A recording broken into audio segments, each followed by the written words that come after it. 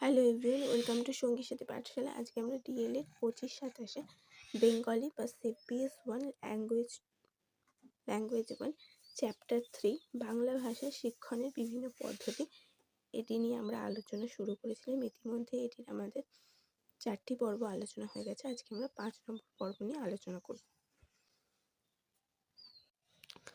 আজকে আমাদের 5 নম্বর পর্বের প্রথম প্রশ্ন হচ্ছে, নিয়ন্ত্রিত আলোচনা বা পরিচালিত আলোচনা বলতে কি বোঝো? ইতিমধ্যে আমরা আলোচনা পদ্ধতি কাকে বলে এবং আলোচনা পদ্ধতির প্রকারভেদ আলোচনা করেছি আগের পর্বে। তো তোমরা অবশ্যই চ্যানেলে ভিজিট করে আগের পর্বের ক্লাসটি দেখে নেবে। তো পরিচালিত আলোচনা বা নিয়ন্ত্রিত আলোচনা হলো এমন এক আলোচনা যেখানে শিক্ষক পূর্ব পরিকল্পনা অনুযায়ী প্রশ্ন ও দিক নির্দেশনা বা পরিকল্পনার মাধ্যমে আলোচনাকে নিয়ন্ত্রিত ও পরিচালনা করে। এখানে সব কিছু পূর্ব পরিচালিত অবস্থায় থাকে এবং বিষয়টি শিক্ষক পূর্ব পরিকল্পনা অনুযায়ী পরিচালন করে এবং সমস্ত কিছু শিক্ষকের নিয়ন্ত্রণে থাকে। নেক্সট হচ্ছে, অনিয়ন্ত্রিত আলোচনা বা মুক্ত আলোচনা বলতে কি বোঝো? অনিয়ন্ত্রিত আলোচনা বা মুক্ত আলোচনা হলো এমন এক ধরনের আলোচনা যেখানে শিক্ষার্থীরা স্বাধীনভাবে নিজেদের মতামত প্রকাশ করে।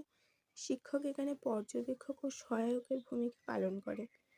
তবে পরিস্থিতি যদি জটিলতা বৃদ্ধি পায় তাহলে সেখানে শিক্ষক অবশ্যই হস্তক্ষেপ করতে পারেন। এই ছিল নিয়ন্ত্রিত ও অনিয়ন্ত্রিত আলোচনা। নেক্সট হচ্ছে, অনিয়ন্ত্রিত আলোচনায় বা মুক্ত আলোচনা পদ্ধতিতে শিক্ষকের ভূমিকা কি?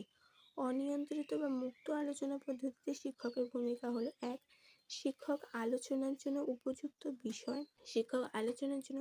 বিষয় নির্বাচন ও উপস্থাপন করে। 2. শিক্ষক পর্যবেক্ষকের ভূমিকা পালন করে এবং আলোচনায় সরাসরি হস্তক্ষেপ কম করে থাকেন।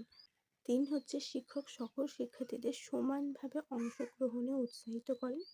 আলোচনায় যাতে মূল বিষয় থেকে বিচ্যুত না হয় বা মূল বিষয়টি ছাড়িয়ে অন্য কোনো বিষয়ে আলোচনার মধ্যে না ঢুকে যায় সেই বিষয়ে শিক্ষক সতর্ক দৃষ্টি রাখেন।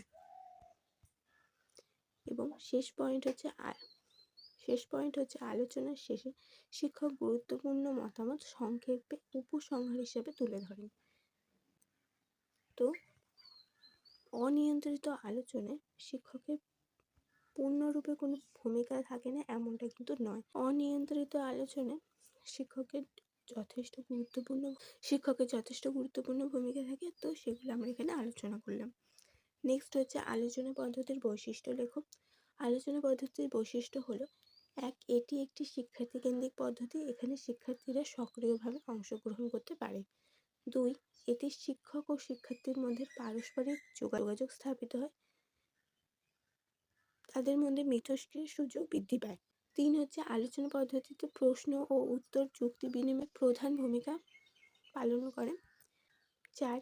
এটি চিন্তাশক্তি ও বিশ্লেষণ ক্ষমতাকে বিকাশ করতে সহায়ক হয়।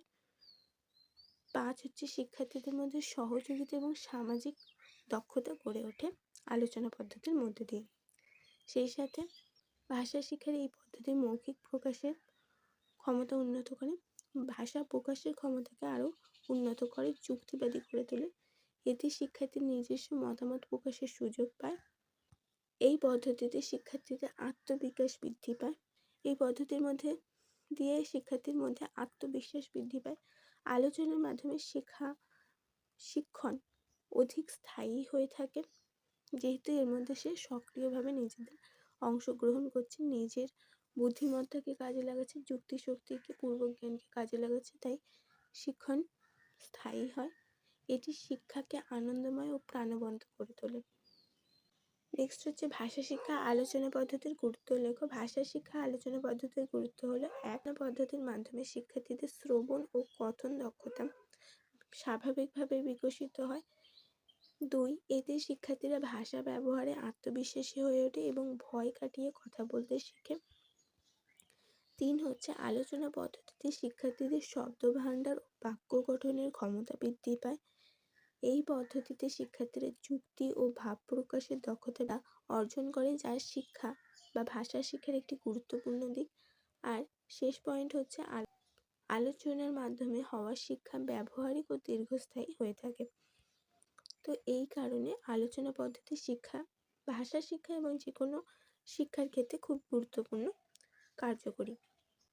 আলোচনা পদ্ধতির সুবিধা হলো, আলোচনা পদ্ধতি এক, শিক্ষক ও ছাত্রদের পারস্পরিক আলোচনায় ছাত্ররা সমৃদ্ধ হয়। 2, আলোচনায় কোনো শিক্ষার্থীরা অজানা ব্যাপারটি ভালো করে জানতে পারে। 3, আলোচনায় অংশগ্রহণ করে নিজেদের অসুবিধাটিকে সংশোধন করে নিতে সহজে পারে। 4 হচ্ছে শিক্ষার্থীরা স্বাধীনভাবে মতামত প্রকাশ করতে পারে। 5, শিক্ষার্থীদের মধ্যে চিন্তা শক্তি, ভাষার প্রকাশ, যুক্তি প্রদান, আত্মবিশ্বাস বৃদ্ধি হয়। সেই সাথে আলোচনা পদ্ধতির ফলে শিক্ষক ও শিক্ষার্থীদের মধ্যে সম্পর্ক এবং শিক্ষার্থীদের মধ্যে সম্পর্ক আদর্শ স্থানীয় হয়ে ওঠে এবং তাদের মধ্যে মিথস্ক্রিয়ার সুযোগ আসে। সেই কারণে তাদের সম্পর্কটি ভালো হয়ে ওঠে। নেক্সট হচ্ছে আলোচনা পদ্ধতির অসুবিধা লেখো।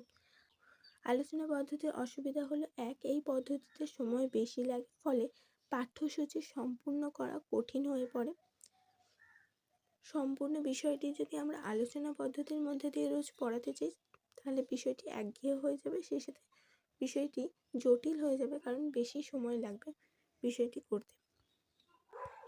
2, সকল শিক্ষার্থীদের সমানভাবে অংশগ্রহণ নিশ্চিত করা যায় না। কেউ অতি উৎসাহী থাকে, যারা একটু মেধাবী শিক্ষার্থী তারা অতি উৎসাহিত থাকবে এবং অন্য শিক্ষার্থীরা যারা একটু কম মেধাবী তারা এতে অংশগ্রহণে পিছিয়ে থাকবে।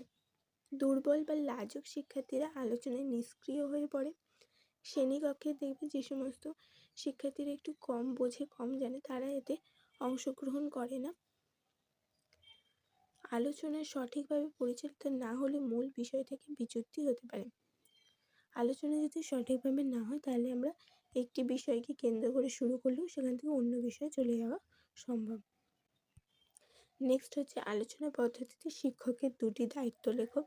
আলোচনা পদ্ধতিতে শিক্ষকের দায়িত্ব হলো, 1, আলোচনার বিষয় নির্ধারণ করা এবং সকল শিক্ষার্থীর অংশগ্রহণ নিশ্চিত করা গুরুত্বপূর্ণ। 2, আলোচনাকে সঠিক পথে পরিচালনা করাও শিক্ষকের কাজ। নেক্সট হচ্ছে আলোচনা পদ্ধতিতে শিক্ষার্থীর ভূমিকা কি।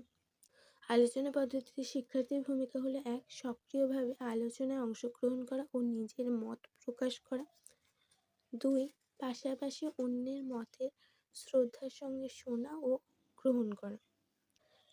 নেক্সট এবং লাস্ট প্রশ্ন, আলোচনা পদ্ধতি ব্যবহারের জন্য কোন শর্ত থাকা প্রয়োজন সংক্ষেপে লেখো। আলোচনা পদ্ধতিকে সফলভাবে শ্রেণীকক্ষে প্রয়োগের জন্য শিক্ষার্থীদেরকে মানসিকভাবে প্রস্তুত করতে হবে। তাদের মধ্যে পূর্ব জ্ঞান থাকা প্রয়োজন বিষয় সম্পর্কিত। পাশাপাশি উপযুক্ত শ্রেণীকক্ষ পরিবেশ, সময়ের ব্যবস্থাপনা এবং দক্ষ শিক্ষকের নির্দেশনা অপরিহার্য। এই ছিল আজকে আমাদের আলোচনা পদ্ধতি নিয়ে গুরুত্বপূর্ণ 10টা প্রশ্ন। পরের দিন আমরা অন্য একটি পদ্ধতি নিয়ে আলোচনা করব।